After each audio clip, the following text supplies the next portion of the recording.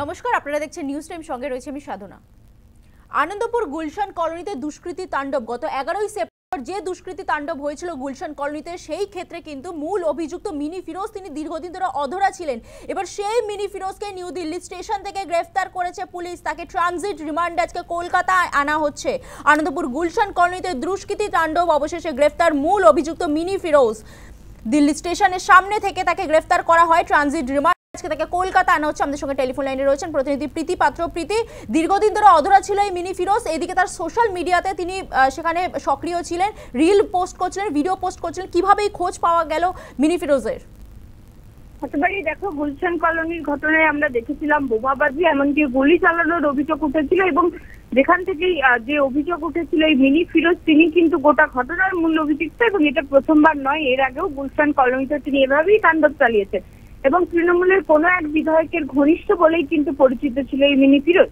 তবে ঘটনার পর থেকেই কিন্তু তিনি পলাতক ছিলেন। তবে দেখা যাচ্ছিল তার বিরুদ্ধে কাউন্সিলর থেকে শুরু করে স্থানীয় বাসিন্দারা যারা অভিযোগ করছিলেন তাদেরকে নিয়ে কিন্তু বারবার তাকে দেখা গিয়েছে সোশ্যাল মিডিয়ায়, তার সোশ্যাল মিডিয়া হ্যান্ডেলে তিনি লাইভ করেছেন, সেখানে তিনি বিভিন্ন ধরনের মন্তব্য করেছেন এবং সেই যে সোশ্যাল মিডিয়া হ্যান্ডেলে লাইভ করতেন মিনি ফিরোজ, সেই লোকেশন ট্র্যাক করেই কিন্তু কলকাতা পুলিশের আধিকারিকরা তার কাছে পৌঁছে যান। যেটা ইতিমধ্যেই পুলিশ সূত্রে জানা যাচ্ছে, বারবার কিন্তু যে জায়গা থেকে তিনি লাইভ করেছেন বা যেখান থেকে তিনি তার সোশ্যাল মিডিয়ায় ছবি পোস্ট করেছেন সেই জায়গার বারবার তিনি পরিবর্তন করেছেন। তবে অবশেষে কিন্তু সেই লোকেশন ট্র্যাক করেই মিনি ফিরোজকে গতকাল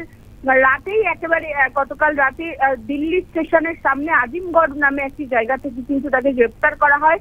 আজ তাকে ট্রানজিট রিমান্ডে করে কলকাতা নিয়ে আসা হবে এবং তারপরেই কোর্টে আজকে আদালতে তাকে পেশ করা হবে এবং সেখান থেকে নিজেদের হেফাজতে নেওয়ার আবেদন জানাবেন পুলিশ আধিকারিকরা। এবং তারপরে হেফাজতে নিয়ে কিন্তু গুলশান কলোনির যে ঘটনা, অর্থাৎ বারবার আমরা দেখেছি গুলশান কলোনিতে কিন্তু এ ধরনের দুষ্কৃতী তাণ্ডব সামনে এসেছে এবং যে জায়গায় কিন্তু বারবার গুলশান কলোনির নিরাপত্তা নিয়ে প্রশ্ন উঠেছে এবং স্থানীয় বাসিন্দারা তারাও কিন্তু বারবার জানিয়েছেন যে তারা আতঙ্কে রয়েছেন।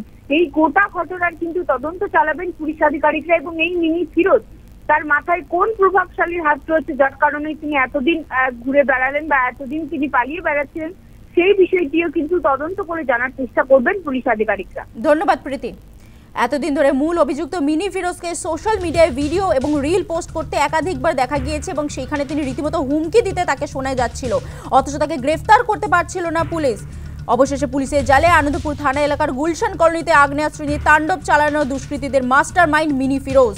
আজকে তাকে কলকাতায় আনা হচ্ছে এবং যেটা জানা যাচ্ছে যে ট্রানজিট রিমান্ডে তাকে কলকাতায় আনা হচ্ছে, এরপরই তাকে আদালতে পেশ করা হবে।